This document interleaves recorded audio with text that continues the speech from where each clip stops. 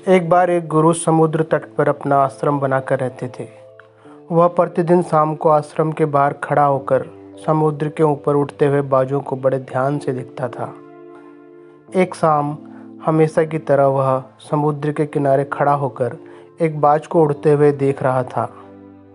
अब उनके आश्रम के कुछ छात्र उनके पास आकर खड़े हो गए और वे सभी उड़ते हुए बाज को देखने लगे।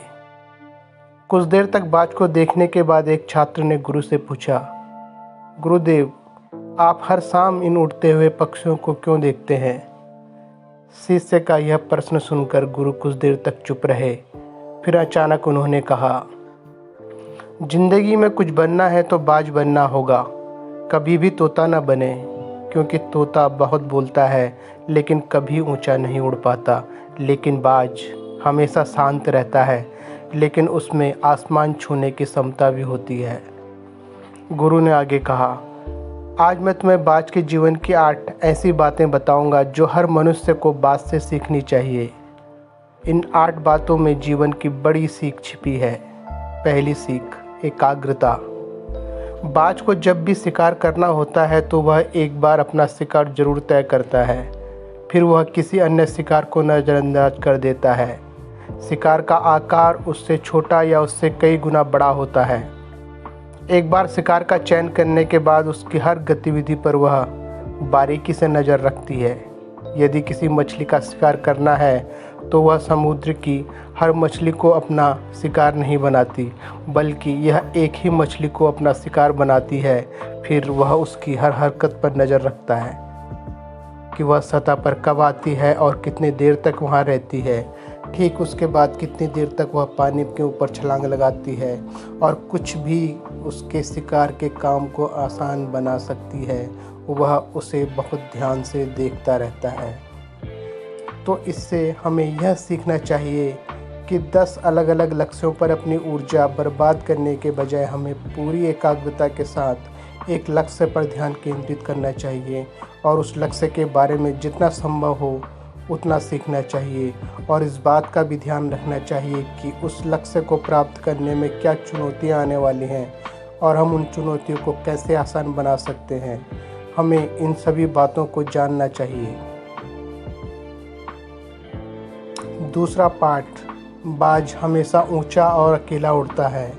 बाज कभी गौरैया, कौवे या छोटे पक्षी के साथ नहीं उड़ता। बाज या तो बाज के साथ उड़ता है या अकेले उड़ता है। यह हमें यह सिखाता है कि छोटी सोच वाले लोगों से दूर रहें, या तो बड़ी सोच वाले लोगों के साथ रहें या फिर अकेले रहें, क्योंकि जिस तरह के लोगों के साथ हम रहते हैं अंततः हम वही बन जाते हैं। इसीलिए हमेशा अच्छे लोगों की संगति चुनें, नहीं तो अकेले रहें, ताकि हम खुद को बेहतर तरीके से जान पाएं। तीसरी सबक, अपनी सीमाओं से ऊपर उठें। जब भी मौसम खराब होता है या बारिश या तूफान आता है तो हर पक्षी अपने घोंसले की ओर उड़ जाता है और छिपने की जगह ढूंढ लेता है, लेकिन बाज ऐसा कुछ नहीं करता। यह अपनी सीमाओं को तोड़ने और बादलों के ऊपर उड़ने की कोशिश करता है। हवाएं उसे थपेड़े मारती हैं, उसके पंख भारी हो जाते हैं, पानी और धूल के कारण उसे कुछ भी दिखाई नहीं देता, लेकिन फिर वह आकाश की ओर उड़ता रहता है और अंत में बादलों से ऊपर उठता है और वहाँ तब तक उड़ता रहता है जब तक कि मौसम बदल नहीं जाता। बाज में अपनी सीमाएं तोड़ने की क्षमता होती है, इसीलिए मुसीबत आने पर वह घबराता नहीं है, उससे डरता नहीं है, उससे भागने की कोशिश नहीं करता, बल्कि सकारात्मक सोच के साथ उसका सामना करता है। इससे हमें यह सीख मिलती है कि जीवन में जब भी कोई समस्या आए तो उससे भागना नहीं चाहिए, उससे बचने की कोशिश ना करें, बल्कि अपनी आँखों से समस्या का सामना करें और तब तक उसका सामना करें जब तक वह समस्या पूरी तरह खत्म न हो जाए। और यह तभी संभव है जब मनुष्य सकारात्मक सोच और सकारात्मक दृष्टिकोण के साथ समस्या का समाधान करे। चौथा पार्ट, अपने कंफर्ट जोन से बाहर निकलें। बाज कभी भी अपने घोंसले में घास के नरम तिनके नहीं रखता है और जो तिनके नरम हो जाते हैं वह उन्हें बाहर निकाल कर फेंक देता है। वह ऐसा इसलिए करता है क्योंकि उसमें घोंसले से बाहर निकलकर शिकार ढूंढने का जुनून होता है और उसके बच्चे ताकि आलसी न हो इसीलिए वे लगातार घोंसले से बाहर निकलने के बारे में सोचते रहते हैं और उड़ने की कोशिश करते रहते हैं और जितनी जल्दी हो सके अपनी रक्षा करना सीख लेते हैं। इसीलिए बाज ऐसा करते हैं। एंडरग्रास एक दिन के लिए अपने घुटनों पर रहते हैं, लेकिन दूसरी ओर हम इंसान जो बड़े लक्ष्य हासिल करना चाहते हैं, लेकिन हम अपना आराम भी नहीं छोड़ना चाहते। हम हर दिन अपना सर्वश्रेष्ठ प्रयास करते हैं अपने घर, अपने कमरे, अपने जीवन को और भी अधिक आरामदायक चीज़ों से भरने के लिए। हम अपने जीवन को और अधिक आरामदायक बनाने के लिए सब कुछ करते हैं। हम आराम को महत्व देते हैं, तो जीवन में यह घटना बाज हमें एक सबक सिखाती है कि अपना आराम छोड़ो, क्योंकि जहाँ आराम है वहाँ विकास नहीं होता है। खुद को हर दिन थोड़ा कठिन समय से गुजरने दो, क्योंकि यह ही वह चीज़ है जो हमें मजबूत बनाती है और जीवन में हमें आगे बढ़ाती है। पांचवा सबक, निडरता। बाज अपने शिकार के आकार या ताकत के सामने कभी हार नहीं मानता। वह अपनी आखिरी सांस तक लड़ता है और उसे अपना शिकार बनाने की कोशिश करता है। सबक यह है कि समस्या कितनी भी बड़ी क्यों न हो, उसके सामने हार नहीं मानते। चाहे बात कितनी भी बड़ी क्यों न हो, उसका सामना करो। दुनिया के सबसे सफल लोग भी सबसे निडर लोग होते हैं। वे समस्याओं से कभी नहीं डरते, बल्कि उनका सामना करते हैं। छठा सबक, बाज कभी मरा हुआ शिकार नहीं खाता, वह हमेशा जीवित शिकार का शिकार करता है। इससे हमें यह सीख मिलती है कि हमें कभी भी अतीत में नहीं रहना चाहिए। अपने अतीत में किसी को अपना अतीत लेकर नहीं घूमना चाहिए। मन में सफलताएं और असफलताएं, हमारा अतीत मर चुका है, अब यह कभी वापस नहीं आएगा। इसीलिए अपने मृत सड़े हुए अतीत के विचारों पर ध्यान न दें और अपने आने वाले नए जीवन पर ध्यान केंद्रित करें। अपनी पुरानी यादों को छोड़ दें जो आपको परेशान करती हैं, क्योंकि वे अतीत हैं। जो अतीत में है इसे वर्तमान में ना लाओ, क्योंकि अतीत एक बार जब आपका अतीत आपके वर्तमान में आ जाता है तो आपका अतीत आपको कभी भी वर्तमान में जीने नहीं देगा। भले ही आपके अतीत में आपके साथ कितना भी बुरा हुआ हो, वह मर चुका है। इसीलिए उस बाज की तरह बने जो कभी भी मरी हुई चीज़ों को नहीं खाता। सातवां पार्ट, साहस। इसे अकेले जाने के लिए बाज हमेशा अकेले ही शिकार करते हैं। शायद उसे भी पता है कि भीड़ हिम्मत तो देती है, लेकिन हमारी हिम्मत छीन भी लेती है।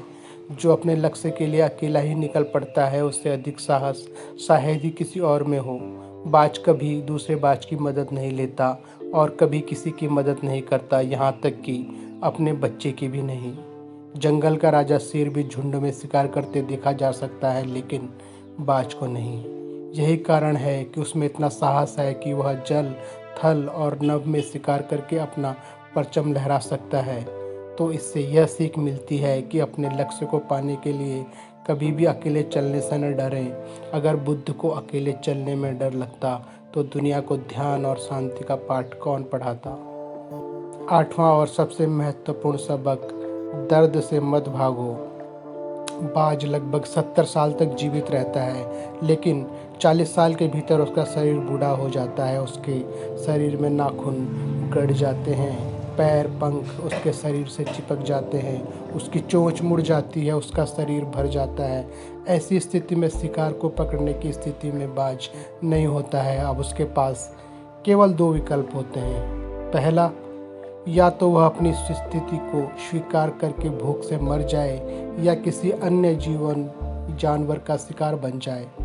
दूसरा विकल्प यह है कि वह 6 महीने की दर्दनाक प्रक्रिया से गुजरे और खुद को फिर से मजबूत बनाए। लेकिन बाज तो बाज है। बाज बाद वालों को चुनता है। इसके लिए वह खुद को एक बहुत ऊंचे और एकांत पहाड़ पर ले जाता है, जहां वह पहले अपने विचारों के साथ अपने सभी पंख काट देता है और उन्हें दूर फेंक देता है। फिर चट्टान को लात मारता है, उसके पंजे तोड़ता है और उस चट्टान पर अपनी चोंच मारता है। इसी खूनी अवस्था में यह खुद को दूसरे जानवरों से छुपा लेता है। अगले 6 महीने तक वह ऐसी दर्दनाक स्थिति से गुजरता है और एक नई चोंच, नए पंख और नए पंजे के बढ़ने का इंतजार करता है। 6 महीने के इस दर्दनाक समय के बाद जब उसके पंजे नए बिल्कुल नए पंख और एक नई चोंच आती है, तब वह अपना नया जीवन शुरू करता है और शिकार पर निकल जाता है और अगले 30 वर्षों तक फिर से शासन करता है।